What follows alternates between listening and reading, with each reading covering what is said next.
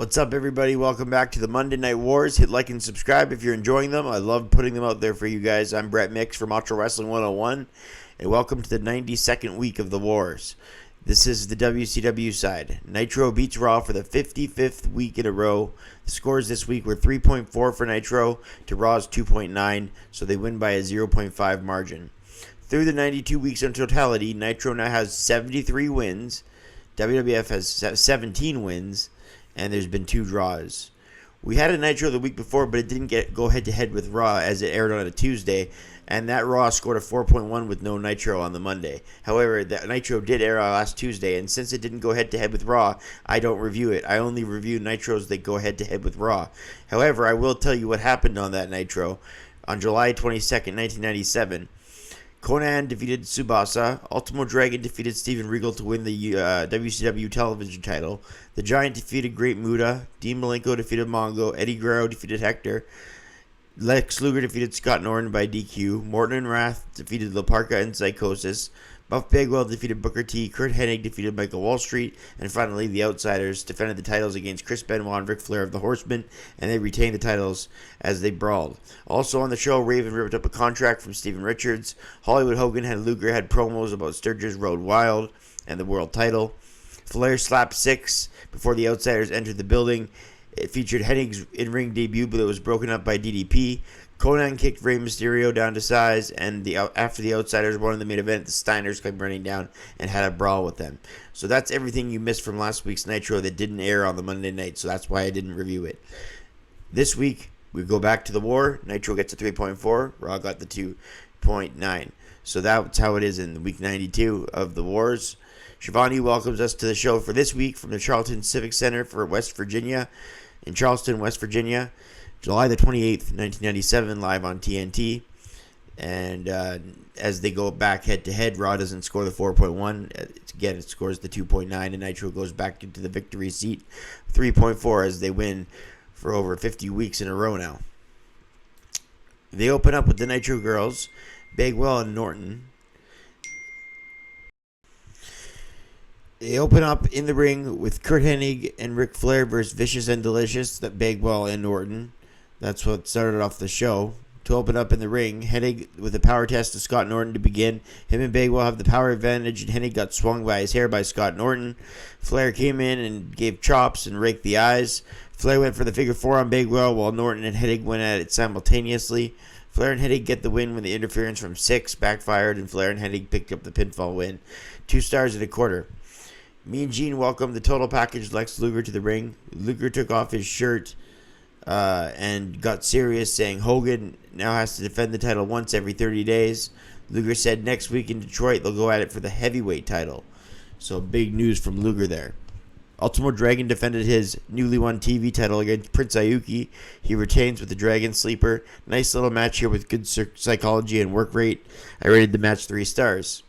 The Horsemen claim Hennig is one of them, but he says no, he's a free agent. Flair then says, come on, just admit it.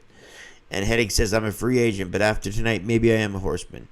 Benoit and McMichael take on the Texas Hangmen. Benoit chopped away at the Hangmen, and they dominated Mango.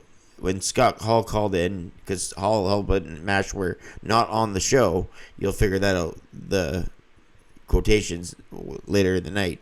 But they called in on while this match was happening to talk about the Steiners and their match at Road Wild. The 4 Horsemen win this match against the Texas Hangmen when Benoit locks one of them into the crossface. Mongo hits a tombstone on the other one right before Benoit made them tap. Gave it a star and 3 quarters. A storter. I tried to say star and quarter at the same time. Nitro Girls continue to dance in between the matches. Next up, we had Chris Jericho versus Alex Wright for the WCW Cruiserweight title. A big flying shoulder tackle taking down Alex Wright. Back in the ring, a lion salt and Alex Wright scratched his eyes, and then an inside cradle and a near fall. German suplex with a bridge makes Alex Wright the new Cruiserweight champion. Rated the match 2.5 stars. Malenko was cutting a promo with Jarrett and Deborah, and they want Malenko to join forces at Road Wild. Gene makes fun of Jeff Jarrett's shirt by saying he ought to burn it. That was hilarious. Pyros go off for hour 2. Tenay and Heenan are on commentary. The NWO's music hit and 6 comes out. 6 takes on DDP, who's mega over in this match. 6 with high kicks, even though the fans chant for DDP, a Bronco Buster in the corner. DDP went for Diamond Cutter, but Vincent distracted DDP, so the 6 hit the buzzkill. But then that got countered into a Diamond Cutter. But then Hennig hit DDP in the back with Nux, and then rolled 6 on top of DDP for the victory, as Hennig obviously just attacked Page again. 6 wins with the help from Curt Hennig. He's more anti-DDP as Hennig than he is pro-NWO. He's helping the NWO, but he's more anti-Page than he is on the NWO side. But 6 beats DDP with the help from Curt Hennig at 2 stars.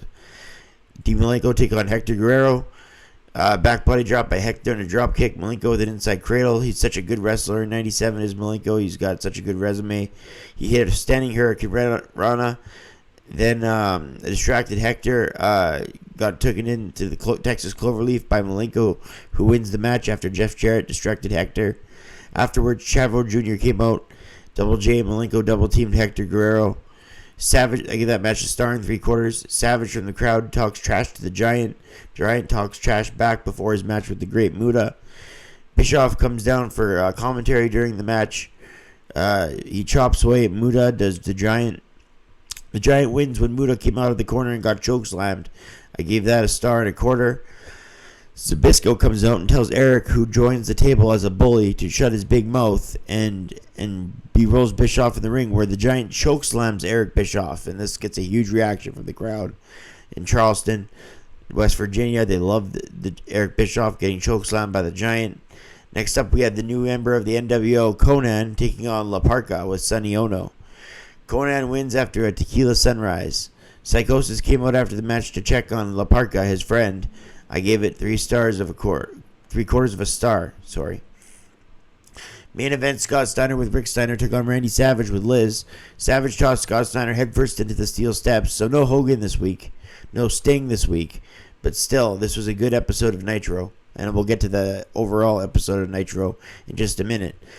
Savage tossed Scott Steiner headfirst into the steel steps. Both guys fought into the crowd. Macho Man leveled him into the ring post, stomping away on him on the floor before sending him into the ring and slamming Scott down. He tried to go for an elbow, but Rick got him off. A double axe handle attempt off the top by Savage is countered in midair by Scott Steiner, who grabs Savage and hits an overhead belly-to-belly suplex. Very impressive. Liz went on the apron, and Rick Steiner on the outside screamed for her to get down. Savage charged at Scott, but he back body dropped him over the top rope to the floor, and then they both go over the security guard railing after he gets thrown into it, did Savage, by Scott Steiner, and they both fought into the crowd into the front 2 rows. Steiner worked on the back of shoulder of Savage on the outside. Back in the ring, Steiner stomped on him, and Savage hit a low blow, and referee Randy Anderson let it go as he didn't see it. Scott Steiner with a Steiner line and a near fall. Then a release powerbomb with both his arms hooked. Steiner then put Macho Man up top and set up for a Frankensteiner off the top rope, and he hits it. The Outsiders are here and attack the Steiners. The Outsiders are here. That's the big surprise. At ringside, and the bell rings. Macho Man drops the elbow on the Steiner as Steiner wins by DQ. 3 stars for that match. Main event. Good match. That does it for the wrestling portion on this episode of Nitro. They end the show with Savage dropping the big elbow on the Steiners, with the Outsiders helping out. Fans throw debris in the ring, then they bail out as Giant calls out Nash for a battle of the big men. Nash moves slowly towards the ring, but they cut the feed with Nash slowly entering the ring, and then they show an earlier clip of the Giant chokeslamming Eric Bischoff. So quality-wise, I'd rate this Nitro out of 10 as 7.5. Because it had quality wrestling to it. Most matches were in the high 2s, early low 3s star rating, and usually all my Nitro reviews, and the nearly 100 of them, most of the matches don't really go around 3 stars. They go around the 2-star category. But this one, the average rating was near 3 stars. So some decent promos, some good finishes, some star power with the Outsiders coming out in the end. It was just basically Hogan and Sting that didn't appear. Nitro has been on a roll lately, and this one definitely held its own. It wasn't the best Nitro of the past month, but it's getting better as a whole as of late, and it's been better than most of the early 1997 episodes. So the summer of 1997, the WCW was red hot, and this is just another good episode. I rated it a 7.5 out of 10. So Nitro again this week wins 3.4 to 2.9 in the ratings, 0.5 over the WWF. And this episode scores a 7.5 out of 10 quality rating. Hit like and subscribe if you like Macho Wrestling 101 and you like these reviews.